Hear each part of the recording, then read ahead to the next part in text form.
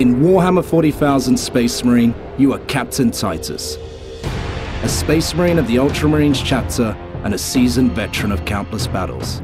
As a player, you'll step into the armor of these relentless Space Marines and discover a grim future where war rages eternal and humanity is effectively on the brink of annihilation. Surrounded on all sides by these vast alien hordes bent on your utter destruction. The thing that differentiates 40k from any other kind of science fiction game is it's not really a science fiction game. It's actually a science fantasy game. It's about swords and sorcery in a far future setting. It looks a bit like, and it has some of the traits of a science fiction game, but actually it's really a science fantasy epic.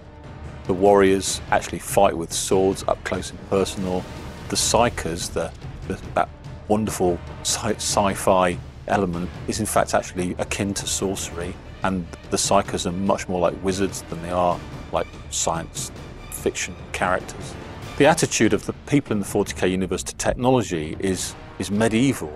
They kind of mistrust technology. They have no kind of grounded out understanding of it. It's weird, it's mystical, it's strange, it's full of superstition and awe and fear. The thing I'm most excited about as Space Marine is getting the opportunity to run around a 40k environment and shoot stuff.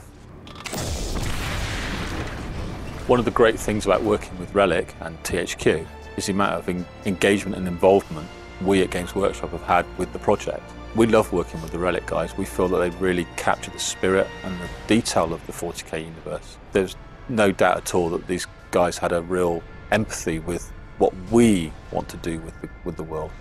And we have a great relationship with them. We've got plenty of involvement with this project right from the get-go, from the scripting the story right the way through to the work that our licensing team do with the guys in terms of checking and cross-checking references and details. We couldn't ask for more. In Space Marine, you must battle against hordes of orcs, as well as the darker demonic forces of chaos. To help you defeat your foes, you have an arsenal of ranged weapons such as bolters and las cannons, and terrifying melee weapons which include the iconic chainsword and power axe.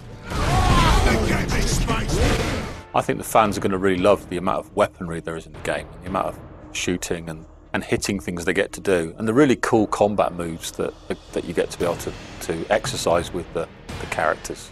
Warhammer 40,000 Space Marine takes place on Forge World Graia.